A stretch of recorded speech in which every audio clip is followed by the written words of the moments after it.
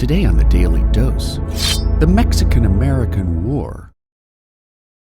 In the 1840s, America was still a fairly young country, and its people and politicians were hungry for westward expansion. President James K. Polk was especially eager to acquire more territory. His belief in manifest destiny, the idea that the United States had an inherent obligation to expand westward across the North American continent, further incentivized American pioneers to migrate west. Pioneer motivations were many, including spreading religious dogma, to striking it rich in business or simply setting out for a fresh start. The rush for westward expansion didn't sit well with Mexico, who was already bitter about losing Texas to the U.S. after Texas won its independence from Mexico in 1836.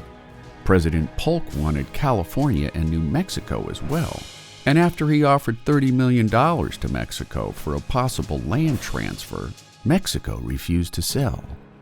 In light of his belief in manifest destiny, Polk refused to take no for an answer, sending in troops to occupy a disputed area of the Texas-Mexico border.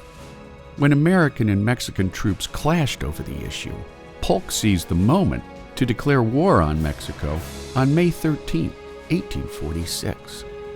While the two-year conflict would see 21 major battles, Kit Carson participated in the conquest of California from Mexico, rising yet again to national acclaim when he walked 15 miles barefoot to fetch reinforcements from San Diego after the disastrous Battle of San Pascual. Ultimately, Mexico proved ill-prepared for war due to messy internal politics and a woefully undertrained army. After 2 years of fighting, Mexico was defeated, and in the Treaty of Guadalupe Hidalgo, Mexico ceded a third of her territory to the U.S. Ceded lands included modern-day Utah, California, Nevada, Arizona, and Texas, making the land transfer the largest single territorial expansion in the history of the United States.